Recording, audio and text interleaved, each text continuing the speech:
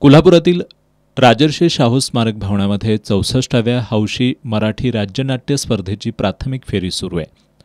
बुधवारी भालजी पेंढारकर सांस्कृतिक केंद्रानं या स्पर्धेमध्ये काखेत कळसा आणि गावाला वळसा हे नाटक सादर केलं. या नाटकातून 17व्या शतकापासूनची मराठमोळी लोकनाट्य परंपरा रंगमंचावर जिवंत झाली.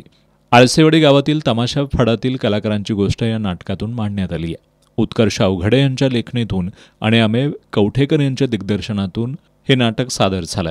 वर्षानुवर्ष तमाशा सादर करून उदरनिर्वाह करणाऱ्या कलाकारांना शहरातले दोघेजण सिनेमात काम करण्याचं आमिष दाखवतात, पण शेवटी या कलाकारांना स्वतःच्या कलाविश्वाशी असलेलं नातं जपणं अधिक मोलाचं वाटतं. हीच या नाटकाची मध्यवर्ती कल्पना आहे. प्रत्यक्ष गायनवादनाच्या तालावर सादर झालेल्या लावण्या आणि नृत्यांनी प्रेक्षकांना खिळवून ठेवलं. पारंपरिक तमाशा शैलीतील सोंगाड्या, वग आणि विनोदी प्रसंगांमुळं प्रेक्षकांना खळखळून हसवत आत्मपरीक्षण करायलाही भाग पाडलं.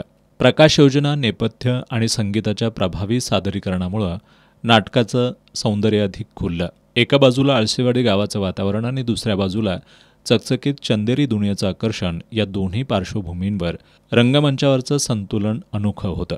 लोकनाट्याची समृद्ध मराठमोळी परंपरा नव्या पिढीपर्यंत पोहोचवण्याचा प्रयत्न या नाट्यप्रयोगातून यशस्वी झाला. प्रेक्षकांनी टाळ्यांच्या गजरात या सादरीकरणाला उत्स्फूर्त प्रतिसाद दिला.